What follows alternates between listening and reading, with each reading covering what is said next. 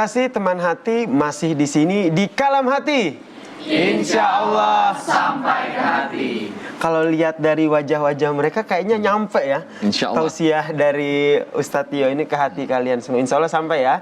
Nah, kalau nyampe biasanya tuh ada pertanyaan nih Ustadz dari bro-bro dan sisis di sini. Coba ada yang ingin bertanya? Tuh kan banyak banget. Wih, yang cowok cuma 2 nih. Karena cowok cuma 2, kita ke sister side aja nih. Nah itu Ukti, silahkan. Namanya tolong disebutkan dan dari mana? Assalamualaikum warahmatullahi wabarakatuh. Waalaikumsalam warahmatullahi wabarakatuh. Pak Ustadz, saya ingin bertanya. Nama saya Hilda, asalnya dari UPN Veteran Jakarta. Saya ingin bertanya, saudara saya masih suka rasis, suka nulis-nulis status di WA. Saya malu, gimana ya cara nyikapinnya? Terima kasih. Wassalamualaikum warahmatullahi wabarakatuh. Waalaikumsalam warahmatullahi wabarakatuh. Ini senada Ustadz dengan apa yang tadi sebelumnya saya sampaikan. Kita sudah berusaha untuk menjaga keberagaman tersebut, membina keberagaman dengan baik. Tapi orang-orang di sekitar kita, saudara sendiri masih tidak menjaga itu. Nulis rasis, diposting lah di sosial media. Sikap kita menurut Islam seperti apa? Ya, pertama memang kalau bisa kita nasihati. Cara menasihati itu kan ada 3 ya. Satu dengan kekuasaan. Yang kedua dengan nasihat. Kalau nggak bisa, paling lemah-lemah iman itu dengan apa? Dengan doa. Didoain aja gitu ya. Tapi jangan didoain ya Allah, jangan didoain depan yang baik-baik orangnya gitu ya. Didoain depannya bisa dibacakan dengan suratul Fatihah ya pada dia gitu loh. Nah, pola-pola penulisan dan sebagainya itu kalau sudah ditulis tentu kita akan bacakan. Nah, kita akan baca itu, kita harus menjadi filter pertama dulu. Kira-kira kalau itu kita share, manfaatnya lebih banyak apa lebih sedikit? Kalau lebih sedikit, kita keep saja di tempat kita baca. Kalau perlu kita balas kepada orang yang nulis tadi. Apa sih maksudnya? Apa sih maksud tujuannya gitu ya? Karena memang ada perbedaan. Kalau dia menulis dalam konteks dia mencari data dan sebagainya itu boleh-boleh saja gitu. Tapi kalau sudah sifatnya penghinaan, sifatnya itu memberikan ketidaknyamanan buat orang lain, kan itu menjadi tidak bagus buat kita ya. Jadi caranya ya seperti tadi, kalau bisa dinasihatin, kalau nggak bisa ya dikasih, kalau kamu kondisinya lebih tua, ya gunakan kekuasaannya. Kalau nggak bisa juga, ya apa boleh buat, doakan saja gitu loh, supaya dia berubah begitu loh ya. Karena kita nggak bisa merubah orang lain. Ya. Kecuali orang itu sendiri yang mau merubah dirinya sendiri. Kalau orang itu mau merubah bisa ya. Karena apa? Kul inna hudallah. Petunjuk itu kadang-kadang petunjuknya Allah Subhanahu wa taala. Kalau kita bisa merubah orang lain, hebat kali kita ini. Ya. Nabi saja tidak bisa merubah. Nabiullah Ibrahim tidak bisa merubah ayahnya untuk ikut agama Allah, kan begitu. Ya. Istri Nabi Lut juga nggak bisa. Paman Nabi sendiri Abu Thalib kan tidak bisa dirubah gitu. Jadi petunjuk hidayah itu dari Allah ya. Maka orang yang masih berbuat seperti itu ya kita doakan saja. Mudah-mudahan ada perubahan bagi dirinya, pada satu saat dia akan menjadi sadar bahwa kebersamaan, bahwa yang namanya rasis itu bukan kehendak kita, ya kan? Pernah nggak kalian minta dilahirkan dari rahimnya siapa? Nggak pernah kan? Memang sudah tradisi. Sama kayak saya tidak pernah minta untuk dilahirkan. Keren, contoh gitu ya. Bagus ini kan. Contoh. Ini kalau sudah minta dilahirkan, pasti dia minta dilahirkan oleh siapa? Mungkin menjadi anaknya Raja Salman, ya kan? Karena kita nggak minta dilahirkan, kita sudah terlahir seperti ini, ya sudah kita terima dengan kondisi yang bagus, gitu ya Mbak ya. Jadi kalau kita bisa gunakan kekuasaan kita, gunakan kekuasaan.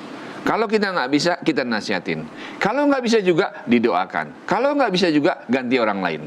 Nah, gitu. Jangan sampai orang tersebut malah membawa pengaruh buruk buat kita ya, begitu ya Ustaz ya? Iya, kira-kira seperti itu. Iya, jelas ya, Sister?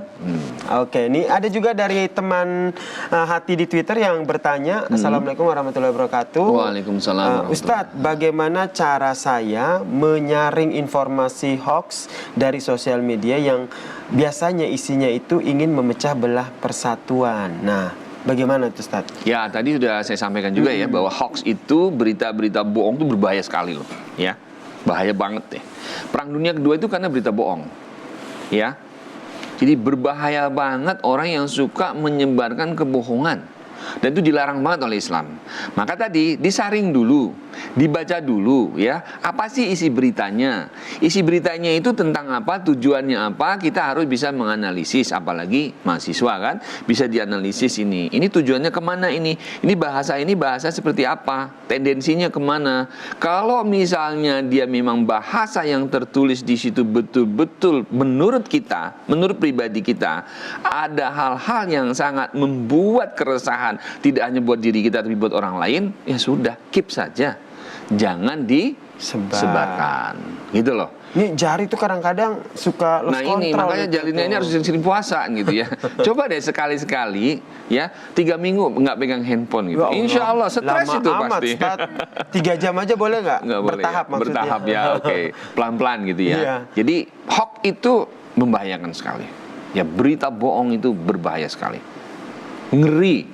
Apalagi kalau di sisi ekonomi ya. Hoax harus gini, tiba-tiba ras semua. Waduh, itu yang terjadi berbahaya banget itu, ya. Jadi hati-hati mahasiswa tentang hoax, berita bohong ini betul-betul harus betul disaring banget deh ya. Dinalar dulu gitu loh. Dibaca dengan seksama, jangan mentang-mentang ini yang ngirim pacar kita, share.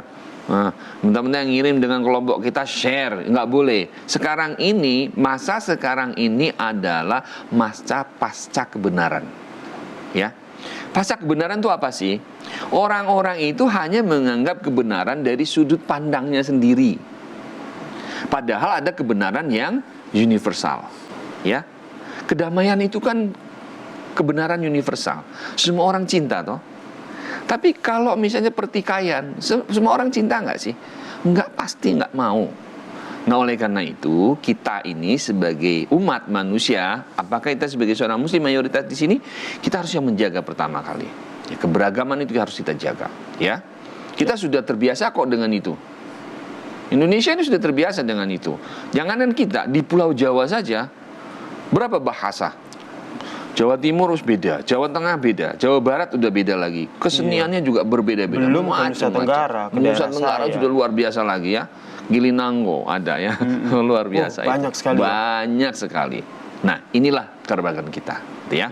Jadi tetap kita harus filter dengan pengetahuan yang kita miliki. Syukur-syukur sebelum baca kita baca Bismillahirrahmanirrahim dulu baca gitu ya. Karena kadang-kadang suka lupa juga ya.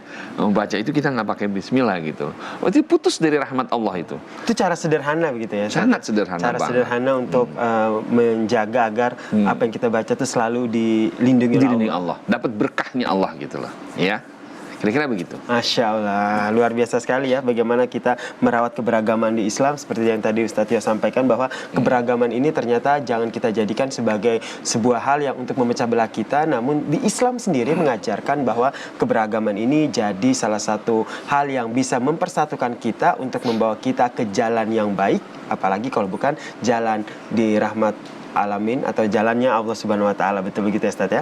Ya. Terima kasih Ustaz Tio atas tausiahnya kali ini terkait dengan bagaimana kita merawat keberagaman Islam. Terima kasih teman-teman hati yang telah hadir di episode kali ini, dan bagi teman hati yang ada di rumah yang tidak sempat untuk menyaksikan secara utuh episode Kalam Hati kali ini, tenang saja karena episode kali ini juga diunggah di kanal YouTube Beranda Islami. Jadi jangan lupa like, komen dan juga subscribe.